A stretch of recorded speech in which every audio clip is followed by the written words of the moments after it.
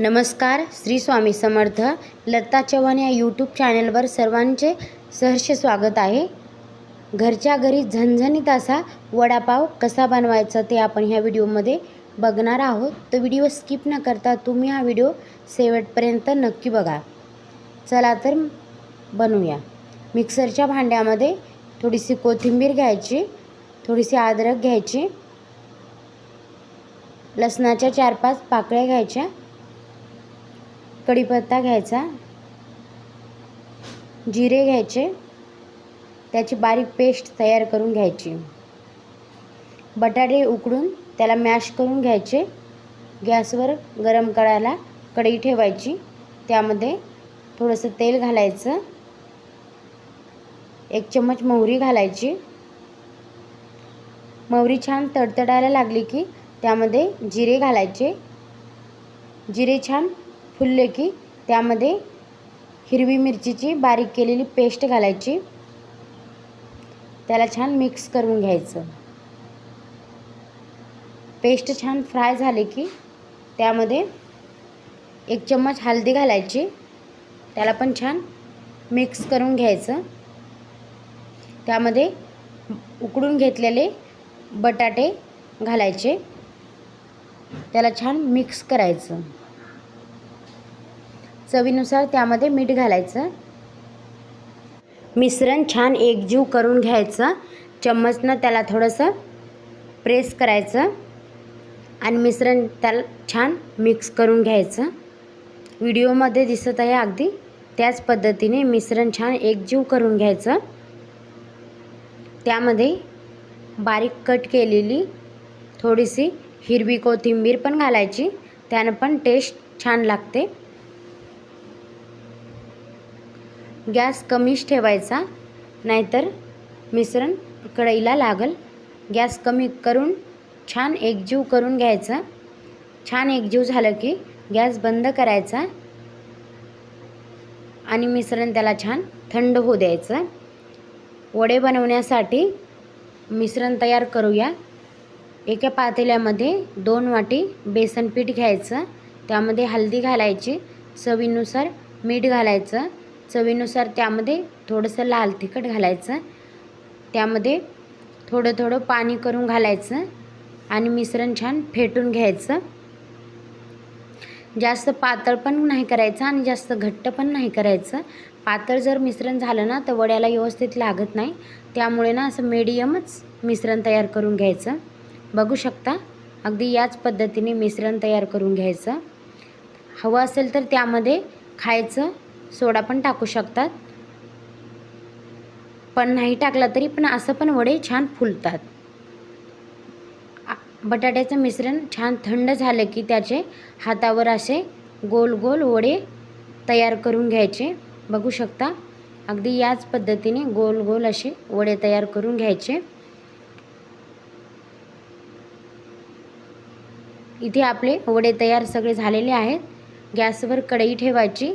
त्यामध्ये तेल घालायचं. तेल छान गरम होऊ द्यायचं. तेल कडकडीत गरम होऊ द्यायचं. त्यामुळे जास्त वडे तेल पित नाहीत. इथे आपले छान कडकडीत असं तेल गरम झालेलं आहे. त्यामध्ये एक एक करून वडे सोडायचे. बघू शकता अगदी याच पद्धतीने एक एक करून कढईमध्ये वडे सोडून घ्या. बघू शकता व्हिडिओमध्ये अगदी दिसतंय ना, त्याच पद्धतीने सगळे वडे तेलामध्ये सोडून घ्यायचे. असं जर 2 चम्मचनं वडे आपण टाकले ना तर त्याला जास्त बेटर पण लागत नाही आणि तेल पण जास्त खराब होत नाही. म्हणून याच पद्धतीने वडे सगळे तेलामध्ये सोडून घ्यायचे. वडे छान फ्राय झाले ना तर मग झाऱ्याच्या साहाय्यानं काढून घ्यायचे. अगदी याच पद्धतीने जे राहिलेले वडे आहेत ना ते पण आपण तळून घ्यायचे. लाल सुकी चटणी बनवण्यासाठी जे आपलं मिश्रण उरलेलं असतं ना ते असं चम्मचनं किंवा हाताने आपण तेलामध्ये सोडून घ्यायचं लाल चटणी बनवण्यासाठी. बघू शकता अगदी याच पद्धतीने आपले सगळे वडे छान तयार खुसखुशीत असे तळून झालेले आहेत. जास्त तेल पण शोषून नाही घेतलेलं. ते छान मिश्रण झाऱ्याने हलवत राहायचं आणि छान कुरकुरीत होईपर्यंत तळून घ्यायचं। छान तळल्याच्या नंतर झाऱ्याने त्याला एका प्लेटमध्ये काढून घ्यायचं। त्याची आपण लाल सुक्की चटणी बनवणार आहोत। ती एकदम टेस्टी लागते। जे गाड्यावर भेटतात ना वडापाव, ती ही सिक्रेट रेसिपी बनवतात, म्हणूनच वडापाव एकदम टेस्टी आणि झणझणीत असा लागतो। आपण पण घरी बनवताना असंच बनवून खायचं, म्हणजे गाड्यावर भेटतो ना, अगदी तीच टेस्ट घरी पण लागते। चला तर बघूया। बेसनचं हे मिश्रण छान फ्राय होऊ द्यायचं, कुरकुरीत होईपर्यंत तळून घ्यायचं। छान कुरकुरीत झालं की झाऱ्यानं त्याला एका प्लेटमध्ये काढून घ्यायचं आणि त्याची लाल चटणी बनवण्यामध्ये ते वापर करायचा। चला तर लाल चटणी कशी बनवायची ते आपण बघूया। त्याच तेलामध्ये ना शेंगदाणे आणि लसूण तळून घ्यायचा। एका मिक्सरच्या भांड्यामध्ये शेंगदाणे तळून घेतलेला लसूण टाकायचा आणि ते बेसनचं फ्राय केलेलं मिश्रण टाकायचं। थोडासा कढीपत्ता टाकायचा, चवीनुसार मीठ टाकायचं, जिरे टाकायचे आणि त्यामध्ये लाल तिखट टाकायचं आणि त्याला छान जाडसर असं वाटून घ्यायचं मिक्सरमध्ये। जास्त बारीक पण नाही करायचं आणि जास्त जाड पण नाही राहू द्यायचं।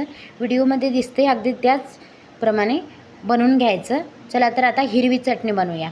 मिक्सरच्या भांड्यामध्ये कोथिंबीर टाकायची, थोडासा कढीपत्ता आणि थोडासा पुदिन्याचे पानं टाकायचे, अद्रक टाकायची, जिरे टाकायचे आणि त्यामध्ये चवीनुसार मीठ टाकायचं आणि त्यामध्ये थोडंसं पाणी टाकायचं आणि बारीक करून घ्यायचं। तयार होते आपली इथं झणझणीत अशी हिरवी चटणी। चला आता आपला वडा तयार करून घेऊया। वडापाव छान मधोमध कट करून घ्यायचा आणि एका साईडला आपण जी हिरवी चटणी बनवून घेतलेली आहे ना, ती लावून घ्यायची आणि दुसऱ्या साईडला लाल चटणी टाकायची। त्यावर बटाट्याचा वडा ठेवून द्यायचा, त्यावर सुद्धा चटणी लाल टाकून घ्यायची आणि एक तळलेली हिरवी मिरची टाकायची। अगदी याच पद्धतीने आपले वडापाव तयार करून घ्यायचे। बघू शकता किती झणझणीत असा वडापाव आपला घरच्या घरी तयार झालेला आहे। तुम्हाला हा व्हिडिओ कसा वाटला ना, मला कमेंट बॉक्समध्ये नक्की सांगा। लाईक करा, शेअर करा आणि सबस्क्राईब